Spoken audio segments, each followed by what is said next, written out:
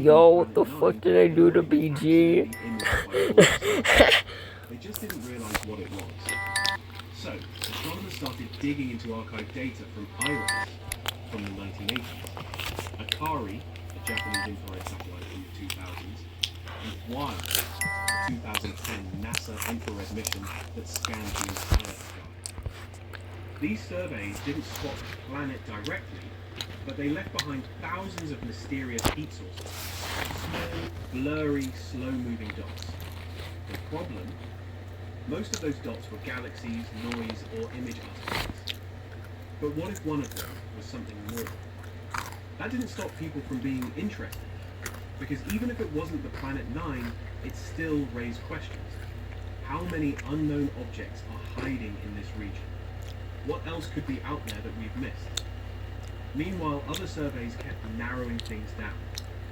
In 2021, a team analysed data from the Zwicky Transient Facility, which had taken years of wide-field images of the northern sky.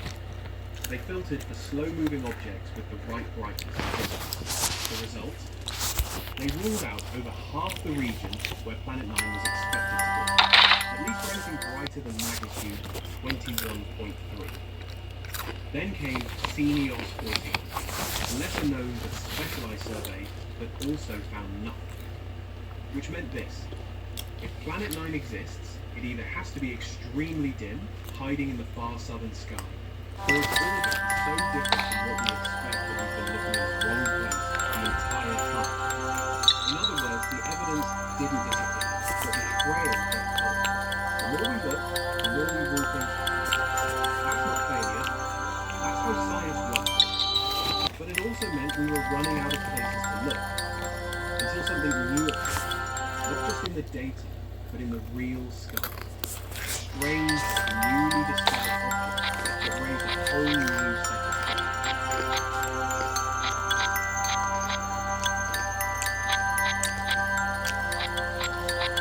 After years of nothing but dead ends, the last place anyone expected progress was in Hays Dennis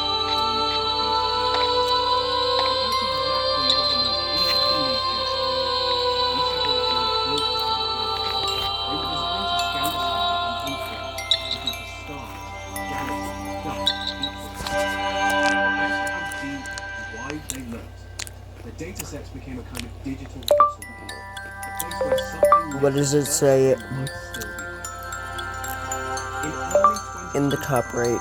fresh analysis of both IRAS and Akari archives In the top right. it was small, it was faint, but it was there, in both sets of data, about 20 years ago. And more importantly, it had moved, very slowly. But it moved. This motion was the key. Galaxies don't move up, stars don't, noise doesn't. But distant objects in the solar system do, especially ones as far out as Planet 9 is predicted to be. First glance, this seemed like exactly what astronomers had been waiting for. A possible direct detection. The object wasn't bright, but it was consistent with what you might expect from a cold planet hundreds of astronomical units from the sun. It had the right kind of infrared signature. Not hot, not noisy, just slightly warm, like a frozen planet radiating from the. Naturally, this caused a spike in interest. News headlines jumped on it. Articles speculated whether this was finally it, the long-awaited confirmation. But the excitement didn't last long, because the orbit didn't match. Planet 9's predicted orbit is lumpy, yes, but relatively flat, tilted maybe 15 to 30 degrees from the solar system's main planet. For new object, it was tilted over 120 degrees.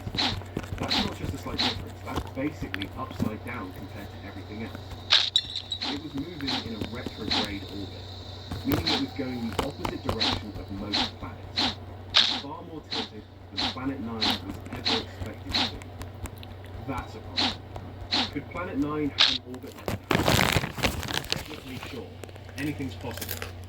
But it would mean all the original models, the ones that predicted the clustering of distant objects, would have to be completely rethought. It would no longer explain the stars. If it doesn't explain the clustering, it can't be Planet 9.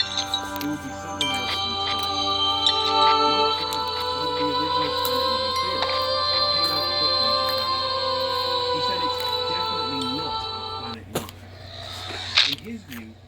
object is real. Maybe a large transneptunian body or something we've never classified, but not the one they've been looking for all these years. So, in a strange twist, the most interesting object in a decade might not solve the mystery, but make it right. Because now we have two clues. We still haven't found Planet 9. We've just discovered something else that doesn't fit. That's the uncomfortable position this discovery leaves us in.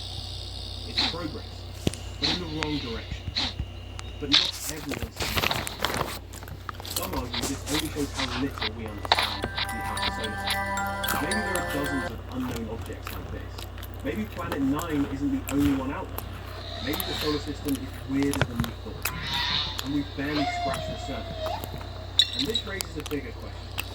If we're finding strange things just by going back through old data, what else have we missed?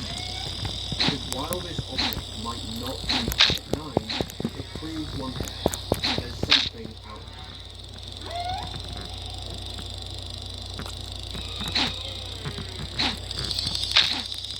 While attention was on the infrared mystery object, another curveball came from the far reaches of the solar system. This time, it was a brand new star. 2017 OF201. On paper, it didn't seem like much. Just another distant dwarf planet added to the growing list of extreme trans-Neptunian objects.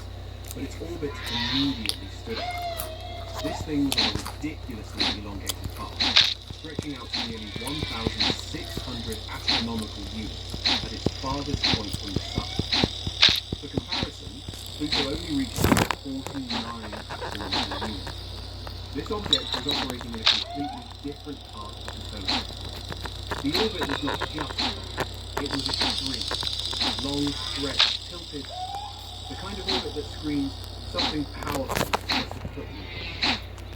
And naturally, people ask the obvious question. Was this more evidence of Planet 9? At first it looked like a spoof. After all, Planet 9 was predicted to cause orbits just like this, flinging objects into weird, high eccentricity paths through gravitational nudges over millions of years. So, 2017 OF201 felt like the kind of smoking gun everyone had been waiting for. But then came the closer analysis, and things didn't line up. Its orbit didn't match the same clustering that the original Planet 9 theory was built on. In fact, 2017 OF201 seemed to be out of sync with those earlier ones, almost like it was operating under a different set of rules. It wasn't aligned with the rest. It didn't reinforce the pattern. It broke it. And that led to a new problem. If Planet 9 is supposed to explain the clustering of extreme objects, but then we keep finding more that don't fit the pattern, does that weaken the case? That's the uncomfortable part. Each new object we discover out there should, in theory, either strengthen or weaken the Planet 9 concept. The more objects that follow the expected pattern, the more confident we become. But when something big like 2017 OF201 shows up and doesn't fit, it starts to raise doubts. Are we really seeing a consistent gravitational influence? Or are we cherry-picking the ones that match and ignoring the ones that don't? Some researchers are suggesting that maybe the pattern itself is a statistical illusion, a kind of observational bias caused by where and how we search the sky. They argue that 2017 OF201 is exactly what you'd expect if there wasn't Planet 9. Just a bunch of random scattered orbits caused by billions of years of minor interactions, galactic tides, and chaotic motion. That doesn't mean Planet 9 is ruled out. It just means that not everything weird in the outer solar system can be automatically blamed on it. Still, it's hard to ignore the fact that 2017 OF201 exists. Something put it there. And whether that's something, Planet 9, or a passing star from millions of years ago, or even just long-term gravitational drift, it's a clue. But not the kind that solves the puzzle. The kind that makes it harder. This discovery also added weight to a different idea. Maybe we're looking for one big planet, and the truth is messy. Maybe there's a population of medium-sized rogue objects out there. Not massive planets, enough to stir things up. Why the fuck do I hear chests closing every time? But its effect could be, at the very least, 2017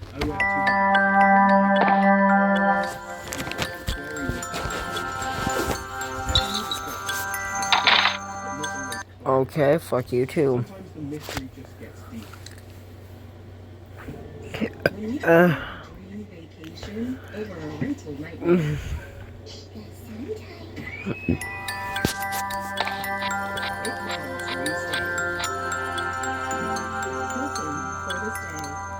Don't trust your shirts to watered down detergent. B5 with 2 times the cleaning ingredients.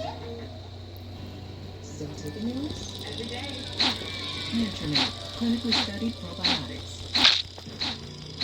Style and substance. In the GNC Sierra. 4 current eligible GNC owners get 20% below MSRP on the Sierra 15 number model. It's Gillette's best shave, and it's over sharp blades last 50% longer. Hey Joe, how feel my cheeks? The best a man can get. Get it while you can.